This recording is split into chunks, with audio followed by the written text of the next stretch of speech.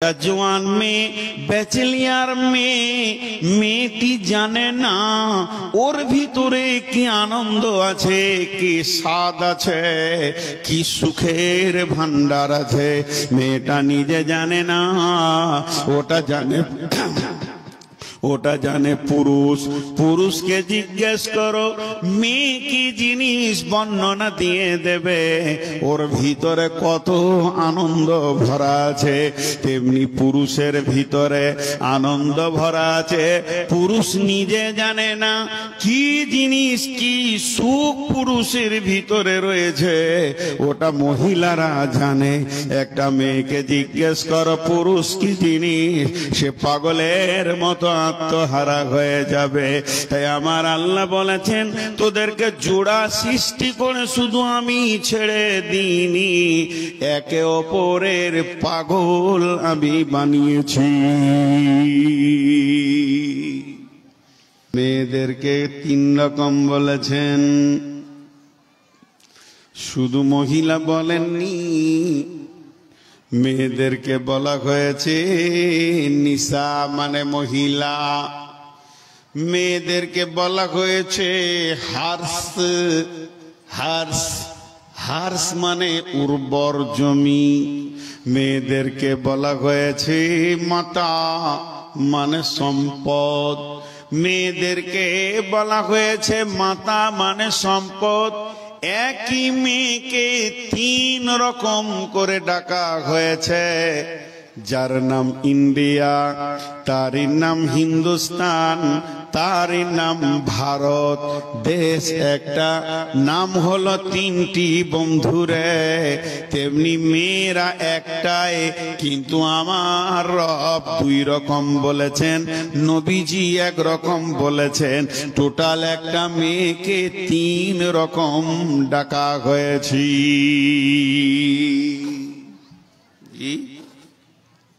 তিন রকম ডাকা হয়েছে একই জিনিস তিন রকম নাম যেখানে থাকবে নাম চেঞ্জ হবে জি এখানে থাকলে চুল এখানে থাকলে মোচ এই জায়গায় চলে এলে দাড়ি গায়ে থাকলে লোম এখানে নাম ভুরু এ জায়গায় নাম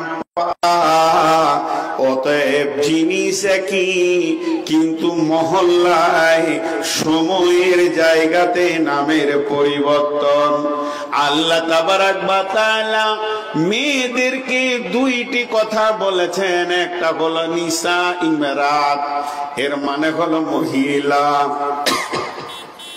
আল্লাহ কোরআনে বলেছেন সূরা নিসাতে নিসাউকুম হারসুল লাকুম ফাতু হারসাকুম এই জায়গায় জমিন বলেছেন উর্বর জমি আপনার যে জমিটা সব থেকে দামি ফসল দেয় সেই উর্বর জমি বলেছেন তিন নম্বরে আল্লাহর নবী বলছেন পৃথিবীর সেরা সম্পদ হলো মহিলা তাহলে মেয়েদের তিন রকম নাম পুরুষের শুধু এক রকম নাম পুরুষ মার শেষ এদেরকে তিন রকম বলা হলো কেন আলাদা আলাদা ব্যাখ্যা এদের কাছে তিন ধরনের কাজ পাওয়া যায় একবার বলেন মেয়ে তো মেয়ে তসলিমার নাম শুনেছেন মারা গেল বাংলাদেশের লেখিকা জি খুব নোংরা নোংরা লিখে ওর নামটা কি কথা বলেন এতগুলি লোক কি নাম তসলিমা নাসরিন এত নোংরা মেয়ে পৃথিবী তার দ্বিতীয় কেউ জন্ম নিয়েছিল কি আমার জানা নাই ও এক জায়গায় লিখেছে পুরুষ মানুষ মানুষ মেয়ে মানুষ মানুষ মেয়ে মানুষ বনাম পুরুষ মানুষ বনাম মানুষ তার মানে হচ্ছে মেয়েরাও মানুষ পুরুষেরাও মানুষ অতএব মেয়েদের ডিউটি আলাদা হবে পুরুষের আলাদা হবে কোনোদিন হবে না সংসারকে কম্পেয়ার করে চলতে হবে, একে অপরে আপোষ করে নিতে হবে। একদিন মেয়েটা রাঁধবে, একদিন ছেলেটা রাঁধবে, একদিন মেয়েটা মার্কেটে যাবে, একদিন ছেলেটা মার্কেটে যাবে, একদিন ছেলেটা কাপড় সাফ করবে, একদিন মেয়েটা কাপড় সাফ করবে, তবেই না এটা হচ্ছে সুখের জীবন। কিন্তু কোরআন বলেছে মেয়েরা খিদমত করবে, পুরুষ ইনকাম করবে। এটা ভুল করেছে, নালায়েক কোরআনের ভুল ধরতে গেছে। শুধু তাই নয়, এটাও সে বলেছে নারী পুরুষ সমান ভাবে কম্পেয়ার করে চলবে। একদিন মেয়েরা কেন পর্দায় থাকবে, এদেরকে কেন ঢেকে রাখা হবে, পুরুষ কেন ওপেন চলবে, খোলা থাকবে। এটা কোরআন মেয়েদের উপরে অন্যায় করেছে। জি ভাই, আপনাদের কি মনে হয় অন্যায় করেছে কি করেনি? করেছে। তসলিমাকে বলেন দুটো যুক্তি, তাই যদি হয় ও একদিন রান্না করবে, একদিন করবে। এখন আমার বিবি যদি বলে প্রথম সন্তানটা আমার পেটে হয়েছে, দ্বিতীয়টা তোমার পেটে হবে, কোন দিকে লোড হবে, কোন দিকে আনলোড হবে? বন্ধু আমার, হুঁশ নাই, জ্ঞান নাই। কোরআন কার কি ডিউটি দিয়েছে বোঝে না। শুধু এই পর্যন্ত নয়, দ্বিতীয় নম্বর বলছে মেয়েরা পর্দার বাইরে থাকবে। মেয়েরাও মানুষ, পুরুষও মানুষ। এতগুলো লোক আছেন, আপনারা একবার মুখটা খুলেন আল্লাহর নামে, আল্লাহর হস্তে। ট্রাকের টায়ার গুলো কিসের তৈরি? টায়ার কিসের তৈরি জোরে বলেন?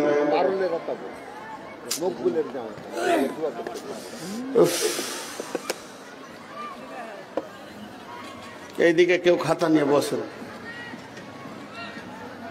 খাতা নিয়ে বসেন। না, টাকা দিবে, টাকা বন্ধ হবে না, টাকা আসতে থাকবে। মাদ্রাসার ইনকামের জন্যই জালসা। হ্যাঁ, এইদিকে লিখলে আপনারা একবার মুখ খুলবেন, যেটা আমি জিজ্ঞেস করছি। টায়ার কিসের তৈরি? রবার না লোহা? টিউ কিসের তৈরি জোরে বলেন? টায়ার ও রবার, টিউ রবার বিজ্ঞান তৈরি করেছে। টিউ সারা জীবন পর্দায় থাকবে, টায়ার ওপেন থাকবে। তসলিমার মতো যদি ব্রেন হয় তাহলে বলবে টিউরে বহুদিন ভিতরে থাকলে একবার বাইরে আয়, কি অবস্থা হবে? বাস্ট হবে, লিক হবে, ছিঁড়ে যাবে, ফুটে যাবে, যা হবার হয়ে যাবে। মেয়েরা হলো টিউবের মতো নরম, সারা জীবন পর্দায় থাকবে। পুরুষ হলো টায়ারের মতো শক্ত, এই বাম্পারে পাথরে খালে মোকাবেলা করবে, সংসার চালাবে। ওই বেঈমান বলছে মেয়েদেরকে রাস্তায় বের করে দাও। যদি মেয়েদেরকে রাস্তায় বের করে দেয়া হয়, লিক হবে, ফুটে যাবে, ছিঁড়ে যাবে, আর ইজ্জত সমাজে থাকবে না। অতএব কোরআন যা বলেছেন তা সত্য এবং সেটাই ঠিক। তাই আমার রব বলছেন আমি মেয়েদেরকে মেয়ে বানিয়েছি, পুরুষদেরকে পুরুষ বানিয়েছি। ডিউটিটা একটার পর বলবো। অতএব মেয়েদের সবগুলোই মেয়ে, মেয়েদের হাড়গুলো মেয়ে। মেয়েদের হাড় পুরুষের হাড়ের সঙ্গে মিলবে না। মেয়েদের হাতের পাঁজটাও মেয়ে, পায়ের পাঁজটাও মহিলা, তাদের বডিটাও মহিলা, তাদের মন মানসিকতাও মহিলা, তাদের মিজাজ মহিলা, মাংসর পেশিগুলো মহিলা। পুরুষের সঙ্গে মিলবে না। তুলনামূলক পুরুষের ওজন বেশি, মেয়েদের ওজন হলো হালকা। অতএব বন্ধুরে, আমার রব বলেছেন তোরা মহিলা আর এরা হলো পুরুষ, কোনদিন মিজাজে মিলবে না। মিলবে? জোরে বলেন মিলবে? হ্যাঁ, মিলবে না। দুটো মেয়েতে গল্প করছে ডাক বাংলায়, ধুলিয়ান ডাক বাংলায়, নাম করব না। আর এক বক্তা চা খেয়েছে, চা খেতে খেতে মুখে চালে ফক করে হেসে দিয়েছে। চাটা কেমন হবে? স্প্রে হয়ে বেরিয়ে। মৌলানা সাহেব হাসলেন কেন? ও আর চা খেতে খেতে মেয়েদের কথা ওর কানে পড়ে গেছে। একটা মেয়ে আর একটা মেয়েকে বলছে মুর্শিদাবাদের ভাষাতে, এগে বহিন হারগে গুধার বা খুবই কড়া, ছেলেকে দেখতে পারে না, ছেলের উপরে খুব হিংসা, খালি পিটে যেতে ছেলেকে সহ্য করা যায় না গে বহিন। একদিন স্কুল যেছে না তো পিটছে। লে ওর হুঁসতে ছেলে স্কুল যায়নি তো বাপ পিটছে দে, ছেলেকে হিংসা করছে। হাসি এমনি আসবে? কোন বাপ ছেলেকে হিংসা করে? জোরে বলেন। একটা বাপ গভীর রাত্রিতে ইট ভাটাতে কুলিগিরি করছে ছেলের জন্য, রাস্তাঘাটে বিজনেস করে ছেলের জন্য, বালু বইছে, ইট বইছে, কাদা বইছে ছেলের জন্য। ওই ছেলে স্কুল যায়নি, আব্বা থাপ্পড় মেরেছে, তাই মায়ের দিলে লেগেছে। বলছে আমাদের গোধার বাপ, আমাদের ছেলের বাপ এত ছেলের ওপরে হিংসা করে, একদিন স্কুল না গেলে পিটে দেয়। তার মানে বলতে চাইছি আমাদের ছেলের বাপের ছেলের ওপরে কোনো মায়া নাই। বন্ধুরা আমার, একটা ইতিহাস শোনায়। হযরত উমরের ছেলে আব্দুল্লাহ, কেউ বলে ওইটা তোহমা ছিল, কেউ বলে হাকিকাত ছিল, গুনাহ করেনি, কেউ বলে ওর উপরে অপবাদ চাপানো হয়েছিল, মদ্যপানের অপরাধ। হযরত উমর বললেন বেটা তৈরি হয়ে যাও, কোরআনের ফয়সালা আমি তোমার উপরে চালাবো। হযরত উমর নিজের হাতে চাবুক নিলেন, ছেলেকে মারতে শুরু করেছে। 1 2 3 4 10 20 কোড়া পড়ে গেছে। এমন সময় ছেলে মাটিতে গড়ে লটে এসে গড়তে গড়তে এসে আব্বার পা দুটা জড়িয়ে ধরে বলছে আব্বা আপনি আমাকে ক্ষমা করে দেন, মাফ করে দেন, জিন্দেগিতে দ্বিতীয়বারে পাপ আর করব না। হযরত উমর রিটার্ন বলছে বাবা আমি যাকেই মারতে শুরু করব সেই তো এই ভাষা বলবে মাফ করে দেন আর করব না। তাহলে যদি ছাড়তে শুরু করি বিচার কার উপরে ফয়সালা শেষ করব, অতএব আমি তোমাকে ছাড়ব না, আমার চাবুক চলবে, কোরআনকে আমি অপমান করতে পারবো না। যতক্ষণ পর্যন্ত 100 না হয়েছে অতক্ষণ আমার চাবুক চলবে।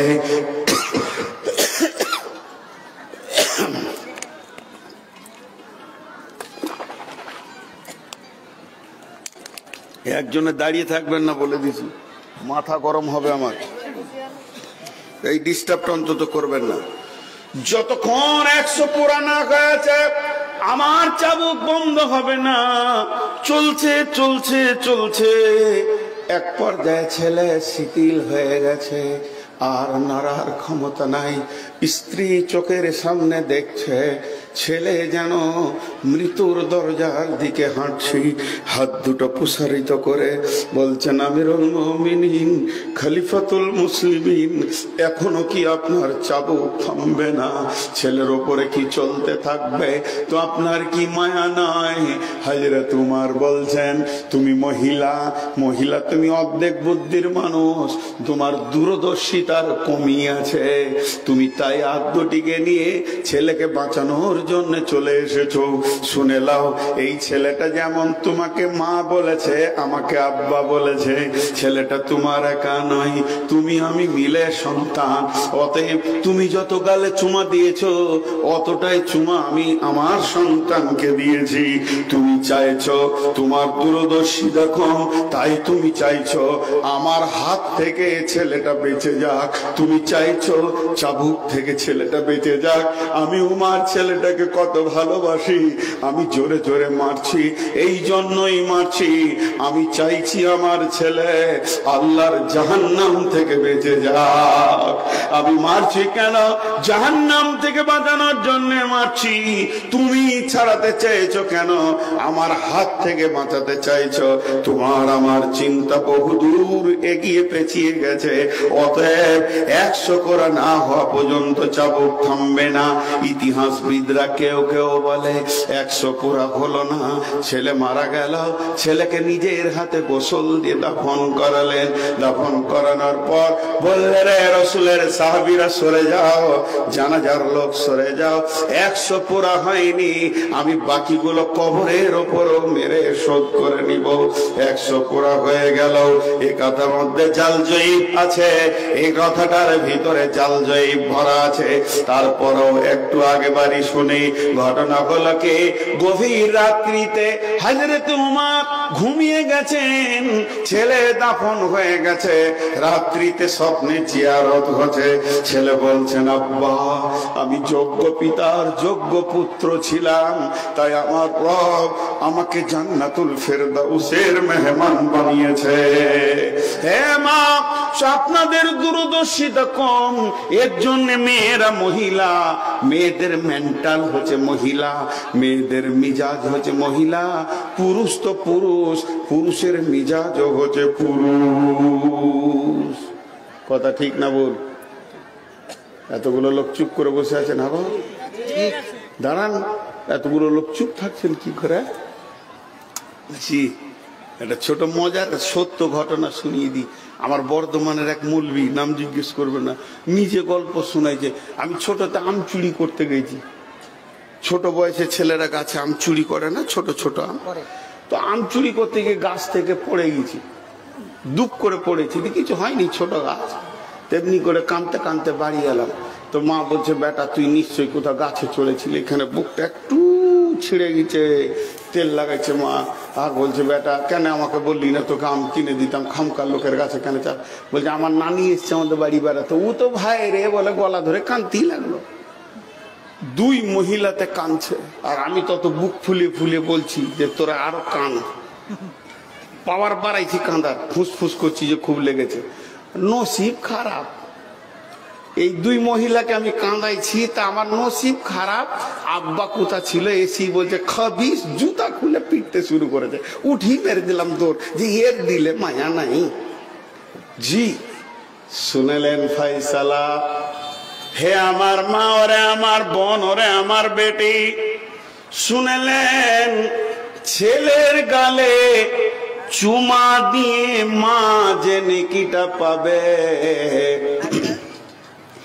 ছেলের গালে চুমা দিয়ে মা যে নেকিটা পাবে, ছেলেকে গায়ে তেল মাখিয়ে আদর করে মা যে নেকিটা পাবে, আব্বা ছেলের গালে থাপ্পড় মারলে একই নেকি পাবে। মাকে দিয়েছে মমতাময়ী ডিউটি আল্লাহ, প্রশাসন ক্ষমতা দিয়েছে আব্বাকে। আল্লাহ বলেছেন, নবীজি বলছেন, ওয়ালা তারফা'আন্না আসাকাল আদাবা, হে পুরুষের দল, স্ত্রীকে সন্তান সন্ততিকে শাসন করার লাঠিটা হাতছাড়া করে দিও না, সবসময় তাদেরকে শাসনের আওতাভুক্ত রাখবি। তাহলে মহিলারা মহিলা, বুঝে এলো? জোরে বলেন, বুঝে এলো? মাঝে 30 সেকেন্ড নয়, 5 সেকেন্ড একটা কথা বলবো। এই জালসা কমিটিকে, মাদ্রাসা কমিটিকে, আপনাদের যদি ভালো লাগে তো আমার কথাটা লিবেন, আর না হয় আমার কথায় লাত মেরে দেবেন, তাতেও দুঃখ নাই।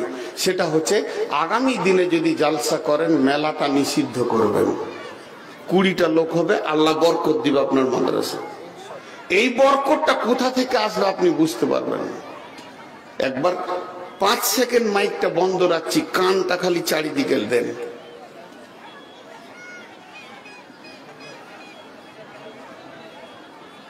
ঠিক মনে হচ্ছে মেলার মাঝে বসে আমি বায়ান করছি। প্রথমে কিয়ামতের মাঠে আল্লাহ আমাকে জুতাবে। মেয়ে লোকটার গলা জোর হবে বলি তো বায়ানটা করছি।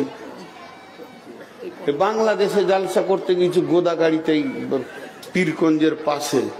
এক হাই স্কুলের মাস্টার এসে আমার কানে বলছে, হুজুর মেয়েগুলোকে চুপ করিয়ে দেন, তাহলে আপনার বিয়ে হয়েছে। তো বলছে, ওই কেমন কথা বলছেন? বিয়ে না হলে জিনিসটা কি দেখেনি নাই? ও ডেঞ্জাস মাল। এগুলো পরের বউ আমার কথা শুনবে, আমার নিজের বউটাই আমার কথা শুনে না। জি ওকে একটা বললেও 25টা বলবে মেশিনের মতো, তারপরে চুপ হবে। হ্যাঁ, ওগুলো বলে লাভ নাই। ও ভালো মেয়ে বলি বকছে, ওর চোপার জোর আছে। একজন অভিযোগ আনছে, শোনেন ঘটনা। মুরব্বী পালাচ্ছেন কেন বাপ? রাগ করলেন না কি গো শোনা? আমার উপর রাগ করলেন তো বসেন। জি, এবার আপনারা আমার দিকে ধ্যান দেন। একটা লোক স্ত্রীর সঙ্গে 2-4 কথা হয়েছে, মেমন দেখেন, সত্য ঘটনা, এটা হাদিসের ঘটনা, এই ইতিহাসের ঘটনা। তো রেগে গিয়ে বলছে, দাঁড়া, তোর ব্যবস্থা আমি করছি। উমারের কাছে গিয়ে অভিযোগ দিব।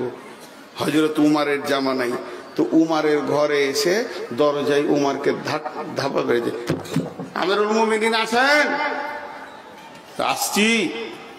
তো ওখানে দাঁড়িয়ে আছে যে আমিরুল মুমিনিন বের হবে, তা আমার বিবি আমার কথা শুনে না, তো উমারকে বলে দিব, তো এমন টাইট করে দিব ওকে, ও তারপর থেকে আমার কথা শুনবে।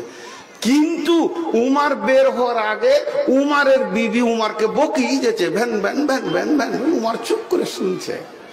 ই তখন পালিয়ে গেছে, বলছে কাজ হয়ে গেছে, কাজ হয়ে গেছে, পালিয়ে গেছে। উমার দরজা খুলে দেখছে, লোক নাই, তো দেখছে অনেক দূরে, ওই শোনো, বলে হয়ে গেছে কাজ, যেটার জন্য এসেছিলাম ওটা বুঝে নিয়েছি, অনেক দূর। আরে শুন রে ভাই, একবার আয়।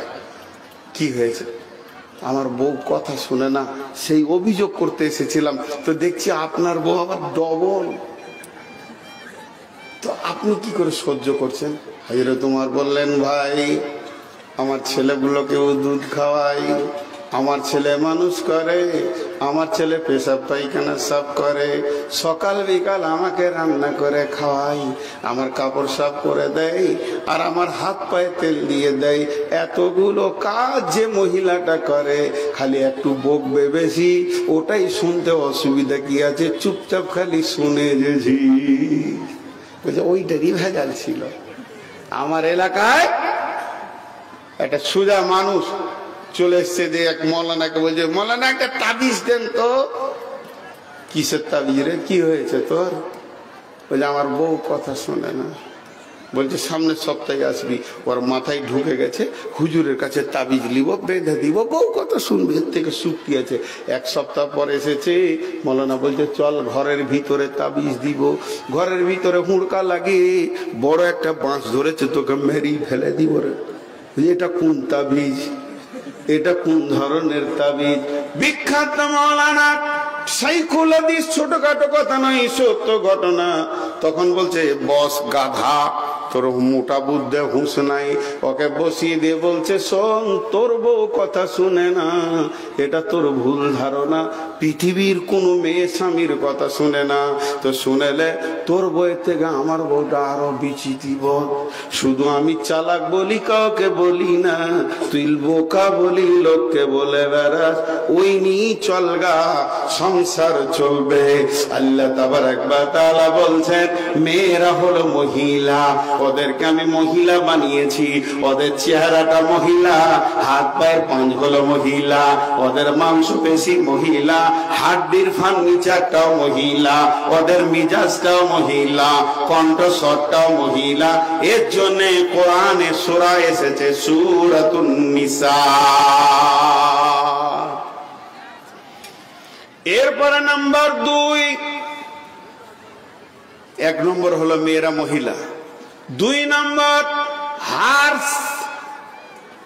কোরআনে আছে বিসমিল্লাহির রহমানির রহিম, নিসাউকুম হারসুল লাকুম ফাতু হারসাকুম, নিসাউকুম হারসুল লাকুম ফাতু হারসাকুম। মেয়ে হলো তোমাদের উর্বর জমি, মেয়ে হলো তোমাদের উর্বর জমি, সেই জমিতে তোমরা চাষ করো, সেখান থেকে ফসল লাও। তাহলে মেয়েরা এখন জমি হয়ে গেল। আপনার মাঠে 1 বিঘে জমি আছে, মাঠে 10 কাঠা জমি আছে, ওই জমিটা উর্বর জমি, সব থেকে দামি জমি হাতি মারার এলাকায়। ওই রকম দামি ফসলের জমি আর কারণ নাই। ওটা যেমন জমি, আপনার বিবিটাও ওই রকম জমি। কোরআন বলছে জমি। এবার মিলিয়েলেন কেন জমি, মিলিয়েলেন কেন জমি, ব্যাখ্যাতে আছেন। জি, যারা কৃষক মানুষ চাষ করেন, একবার হালকা করে মুখ খুলেন, চিল্লাইতে হবে না। জমিতে যদি 12 মাস পানি থাকে ফসল হবে? জমিতে যদি 12 মাস শুকিয়ে থাকে ফসল হবে? সময়ে পানি আসবে, সময়ে পানি বন্ধ হয়ে যাবে, ওটাই উর্বর জমি। আল্লাহ তাবারাক ওয়া তাআলা যখন কোন মেয়ে উদীয়মান যৌবনে উত্তালে চলে আসে, তখন তার মেন্সের সিরাপ চালু হয়ে যায়। প্রতি মাসে পানি আসবে, আবার পানি বন্ধ হয়ে যাবে। আল্লাহ জমিটা এত সুন্দর বানিয়েছে, মার্শাল লাগবে না, মেশিন লাগবে না, ফসলের জন্য কোন রকম সেচ লাগবে না। এটা এত উর্বর জমি, ওখানেই পানি স্টক হবে, আবার প্রতি মাসে সেই পানি দেখা দেবে, আবার বন্ধ হয়ে যাবে। এর জন্য আল্লাহ বলেছেন, নিসাউকুম হারসুল লাকুম ফাতু হারসাকুম, মেয়ে তোমাদের উর্বর জমি, এতে তোমরা চাষ করো। এই তোরা এসে দাঁড়ালি কেন রে? বসবি? ওই মোবাইল বস। এখন একটা কথা জিজ্ঞেস করি, হালকা করে উত্তর দেবেন, বেশি জোরে চিল্লাইতে হবে না। একটা হলো সোশ্যাল আর একটা হলো সম্পদ। একটার নাম সোশ্যাল মানে সমাজ, আর একটা হলো সম্পদ। আরেকবার বলছি, মাথায় ভরেন, 3 বার বলছি। একটা হলো সমাজ আর একটা হলো সম্পদ। গোটা পৃথিবীতে লোকজন সব কিছু আছে, কিন্তু সম্পদ নাই। টাকা পয়সা, ধান চাল, আলু পেঁয়াজ গম টমেটো কপি সিম কিচ্ছু নেই। চলবে? যারা বলেন চলবে, মুখ খুলেন, চলবে? চলবে না। বেশ, গোটা দেশটা চাল ডাল গম আলু পেঁয়াজ শাক সবজি কপি টমেটো সিম আর কিছু বরবটি ধনিয়া তো ভর্তি হয়ে গেল, আপেল আঙ্গুর চেরি কিশমিশ বেদানাতে ভর্তি হয়ে গেল। মানুষ নাই, মানুষ নাই। চলবে? চলবে না। দুটোই না কাম। তাহলে যেমন মানুষ বাড়বে তেমনি সম্পদ বাড়তে হবে। দুইটি যখন সামঞ্জস্য হবে তখন পৃথিবী চলবে। একদিকে সমাজ দরকার, একদিকে কি সম্পদও দরকার। তাহলে আপনার দুইটা জমি, একটা জমি হচ্ছে খাটে মানে বাড়ির ভিতরে খাটে, আর একটা জমি হলো মাঠে। একটা খাটে জমি আর একটা মাঠে জমি। মাঠের জমির কাছে আপনি চলে যান, সে আপনাকে ধান দেবে, সে আপনাকে গম দেবে, সে আপনাকে আলু দেবে, পেঁয়াজ দেবে, রসুন দেবে, আদা দেবে, কচু দেবে, টমেটো দেবে, বেগুন দেবে, সিম দেবে, আর নানা রকম সম্পদে আপনার ভরে দেবে। এতটুকু অসুবিধা হবে না।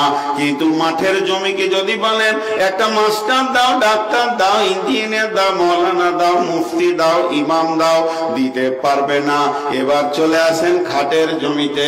এই জমি আপনাকে কি দেবে? সমাজকে ইমাম দেবে, মুয়াজ্জিন দেবে, মাওলানা দেবে, মুফতি দেবে, বক্তা দেবে, ড্রাইভার দেবে, কুলি দেবে, মজদুর দেবে। আপনার কিনা সমাজে যত রকম ডাক্তার চিকিৎসক ছুতর মেটের আবার কামার যা দরকার আছে খাটের জমি থেকে পাওয়া যাবে। একে যদি বলা হয় আলু দাও পেঁয়াজ দাও, দিতে পারবে না। তাহলে খাটের জমি সমাজ দেবে আর মাঠের জমি সম্পদ দেবে।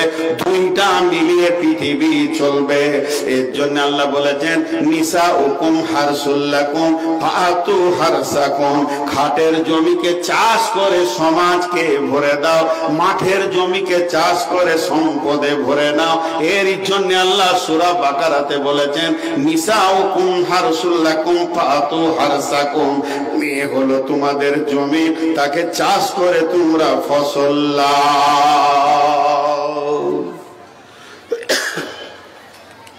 আপনাদের বুঝতে অসুবিধা হচ্ছে? এবার নবীজি মেয়েদেরকে বলেছে সম্পদ। এর ব্যাখ্যা কি? মেয়েরা সম্পদ হলো কি করে? চলেন আমার বাড়ি, আমার বাড়িতে গিয়ে দেখবেন একটা 4 চাকা, একটা 2 চাকা, একটা আলমারি, একটা কম্পিউটার, একটা মোটর বাইক, একটা পাম্প মেশিন, আর সেই সাথে আমার বিবি। এবার আপনি আঙ্গুল তুলেন, 4 চাকা কি কাজে লাগে? আমি বলি প্রোগ্রামে যাই। এনেছেন কোথা? দুর্গাপুর, শরণ, আসানসোল থেকে। 2 চাকা কি লাগে? বলে আমি হাটে বাজারে লোকালে ঘোরাঘুরি করি, এনেছি এটা আমি বর্ধমান থেকে। এবার বললেন আলমারিটা কি কাজে লাগে? আমি বই রাখি, কিতাব খাতা রাখি, এটা এনেছি আমি বোলপুর শান্তিনিকেতন থেকে। এবার বললেন কম্পিউটারটা কোন কাজে লাগে? বলে এটা এনেছি আমি কলকাতা থেকে, এটা আমার সমস্ত হাদিস কোরআন পড়া হয়, ডাউনলোড করা হয়। এরপর আপনি জিজ্ঞেস করবেন পাম্প মেশিনটা কোন কাজে লাগে? এটা কোথা থেকে এনেছেন? বলে এটা এনেছি আমি ঘুষকরা শহর থেকে, এটা আমার জমি সেচার কাজে লাগে। এই সম্পদের লিস্টে রয়েছে আমার বিবি। আপনার আঙ্গুলটা চলে গেল আমার বিবির দিকে। এই সম্পদটা কোথা থেকে এনেছেন? শ্বশুর বাড়ি থেকে এনেছি। এটা কি কাজে লাগে? এটা আমার 2-3 খানা কাজে লাগে। 1 নম্বর, আমি মরে যাওয়ার পর আমার কবরের পাশে দাঁড়িয়ে যে সন্তানটি দোয়া করবে, ইদা মাতাল ইনসানু ইনকাতা আনহু আমালুহু ইল্লা মিন সালাসাতিন সাদাকাতিন জারিয়াতিন আও ওয়ালাদিন সালিহিন ইয়াদউ লাহু। নেককার ছেলে মা বাপের জন্য হাত তুলে দোয়া করবে, কবরের আযাব মুক্তি হবে। এই সন্তানটা আমি পাবো কোথা? এটা আমি মাঠের জমিতে পাবো না, নারকেল গাছে পাবো না, তাল গাছে পাবো না, আম গাছে পাবো না। এই মহিলাটা আমি এনেছি, আমার রক্তের সন্তান আমার কোলে তুলে দেবে এবং সেই সন্তান আমার ভিটার ভবিষ্যৎ বাতি জ্বালাবে, আমার জন্য দোয়া করবে। শুধু তাই নয়, আমি বড় মাওলানা, আমার মতো পরেশগার কেউ নাই। আমি টুপি পাঞ্জাবি পরে সমাজে বক্তব্য রাখি, শত শত লোক আমার বক্তব্য শুনে মুসাফা করার জন্য দৌড়ে আসি। বাহ বাহ বাহ বাহ বাহ বাহ, কত দামি লোক, কত ভালো লোক। কিন্তু যদি একবার শুনতে পান আমি কারো বেটির কাপড় ধরে টেনেছি, তাহলে সম্মান থাকবে? জোরে বলেন থাকবে কি? এই সমাজের লোক আমাকে জুতা ছুটতে শুরু করবে, বেঈমান তোর চরিত্র এত খারাপ, লোকের বেটির কাপড় ধরে তুই টানিস, তাহলে আমার মধ্যে তো উত্তাল আছে, সেটা আমি কোথায় দিব? এই সমাজে আমাকে সুন্দর করে যে ভালো মানুষ করে বসিয়ে রেখেছে, সেটা আমার বিবি। আমার যৌন উত্তালকে ঠান্ডা করে দিয়ে সমাজে আমি ভালো মানুষের পরিচয় দিতে পেরেছি। সে যদি না থাকতো আমি কোথায় যেতাম এই অবস্থায়? এর জন্য বিশ্ব নবী বলছেন এটা হলো তোমার সেরা সম্পদ। এই সম্পদকে তুমি আঁকড়ে ধরে রাখো, একে মহব্বত করো, পৃথিবীর সব থেকে দামি সম্পদ।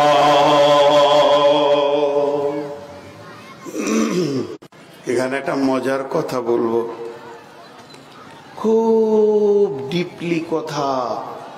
কজন বুঝতে পারবেন জানি না, আর আমি বোঝাতে পারবো কিনা জানি না। 2টি মেয়ে বলছি, একটা হলো স্ত্রী, একটা মা। একটা স্ত্রী, একটা মা। সিরিয়ালে কে আগে? সিরিয়ালে, সম্মানে বলিনি, সিরিয়াল। যেমন এখানে বক্তা আছে 3টে, সিরিয়ালে প্রথম কে এসেছিল? স্টেজে কে উঠলো? আজিজুর। সিরিয়ালে উনি আগে। বড় মৌলানা কে এটা দেখছি না, ওটা দরকার নাই, ওটা আমি জিজ্ঞেস করছি না, কিন্তু প্রথম সিরিয়ালে কে উঠেছে? আজিজুর। এখন আপনি 1, 2, 3, 4 লিখবেন, তো সিরিয়াল 1-এ মাকে দেবেন না বিবিকে দেবেন? জোরে বলেন। বিবি, মা নয়। মা আর আব্বা সম্মানী মানুষ, ইবাদতের মানুষ। মা বাপকে কষ্ট দিলে জান্নাত পাবেন না জাহান্নাম পাবেন, এটাই শেষ। মা বাপের শব্দটা করতে দেওয়া যাবে না। অতএব মা বাপ হলো বড় সম্মানী মানুষ। কতদিন কতদিন কতদিন কতদিন কতদিন কতদিন কবর পর্যন্ত। তারপরে মা বাপের আর খোঁজে নাই, মা কোন দিকে গেল, আব্বা কোন দিকে গেল, কঠিন দিন চলবে সামনে। বন্ধুরা আমার, তাহলে বিবি সিরিয়ালে 1 নম্বরে কেন এলো? আমি বলছি না মায়ের থেকে বিবির সম্মান বেশি, এ কথা বলছি না, তবে সিরিয়ালে 1 হয়েছে। এই পৃথিবীকে আল্লাহ বিবিকে প্রথম এনেছেন। হযরত আদম কি সৃষ্টি করার পর হাওয়া আসলো, তার পাশে বিবি। স্বামী স্ত্রী, এই স্বামী স্ত্রী সম্পর্কটা পৃথিবীকে আবাদ করেছেন।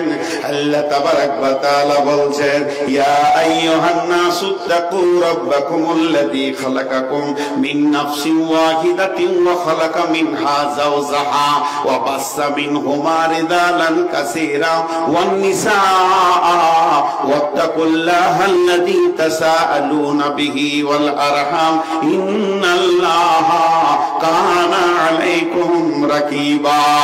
আল্লাহ তাবারাক ওয়া তাআলা বলছেন, হে বিশ্ববাসী, ভয় করো ওই আল্লাহকে, যে আল্লাহ পৃথিবী আবাদ করার জন্য প্রথমে একটা মানুষ বানালেন, তারপরে তার বিবিকে বানালেন। তাহলে সিরিয়ালে কে প্রথম এলো?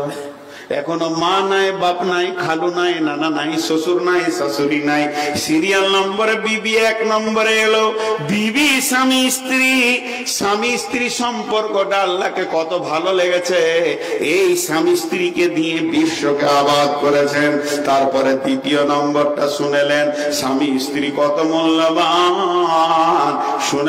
শুনেলেন মা আব্বা ভাই বোন সকলেই যদি জান্নাতে চলে যায়, আমার জান্নাত আলাদা, আমার মায়ের জান্নাত আলাদা, আমার বেটির জান্নাত আলাদা, আমার জান্নাত আলাদা, আমার মামার জান্নাত আলাদা, আমার জান্নাত আলাদা, আমি যে বাপের রক্তে তৈরি হয়েছি তার জান্নাত আলাদা।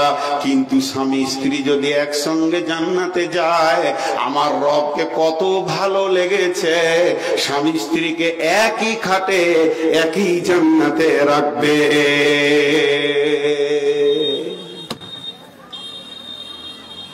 স্বামী স্ত্রী একই সঙ্গে জান্নাতে থাকবে, এটা কত মধুর সম্পর্ক। চলেন, দেহ আর আত্মা, দেহ আর আত্মা কটা জিনিসের নাম বললাম? একটা দেহ আর একটা আত্মা। দেহ আর আত্মা। এবার বলেন, দেহ তৈরি হয়েছে মাটিতে, দেহ ধ্বংস হবে মাটিতে। আত্মা এসেছে আল্লাহর কাছ থেকে, আত্মার ধ্বংস নাই, আবার আত্মা ফিরে চলে যাবে আল্লাহর কাছে। আত্মা এসেছে জান্নাত থেকে, আত্মা চলে যাবে জান্নাতে। যারা জাহান্নাম যাবে ওদের কথা বলছি না, কেন? জাহান্নাম হলো এমন একটা জায়গা, পৃথিবী আর কিছুই মনে থাকবে না, জ্বলবে পুড়বে। ওদের ব্যাপারে আজকে বক্তব্য তুলছি না, সবকে জান্নাতি ধরে নিছি। তাহলে আত্মা এসেছে জান্নাত থেকে, আত্মা ফিরে যাবে জান্নাতে। আর স্বামী স্ত্রী সম্পর্কটা কোথায় তৈরি হয়েছে? প্রথম বলেন, পৃথিবীতে না আসমানে, না 3 আসমানে, না 4 আসমানে, না 7ম আসমানে, না সিদরাতুল মুনতাহাতে, না জান্নাতে। স্বামী স্ত্রী সম্পর্ক প্রথম তৈরি হয়েছে জান্নাতের ভিতরে, আদম আর হাওয়া। এর জন্য স্বামী স্ত্রীর ভিতরে রয়েছে জান্নাতের আনন্দ। বিবির কাছ থেকে স্বামী কি পায়, স্বামীর কাছ থেকে বিবি কি পায়, পৃথিবীর কেউ জানে না। এই আনন্দের মধ্যখানে কেউ আসতে পারবে না। শুধু তাই নয়, এই সম্পর্ক আল্লাহকে এত ভালো লেগেছে, এদেরকে দিয়ে আবার জান্নাতকে সাজিয়ে দেবে। জান্নাতে জোড়া জোড়া জোড়া জোড়া থাকবে। স্বামী যদি জান্নাতে না যায়, জান্নাতি স্বামী দিয়ে দেয়া হবে মেয়েকে। বিবি যদি জান্নাতে না যায়, জান্নাতি বিবি দেয়া হবে স্বামীকে। অতএব পৃথিবীর সুখ তো দূরের কথা, জান্নাতের সুখ রয়েছে জোড়া জোড়া জোড়া জোড়া। অতএব মা আমার, বোন আমার, হে বাপ আমার, ভাই আমার, স্বামী স্ত্রী সম্পর্কটা তৈরি হয়েছে জান্নাত থেকে। আত্মার যেমন ধ্বংস নাই, আমার দেখে 2টি জিনিস আছে, একটা আত্মার একটা দেহ। আমার যত আত্মীয় আছে সকলের সাথে আমার দেহের সম্পর্ক। আমার বাপের সাথে আমার দেহের সম্পর্ক,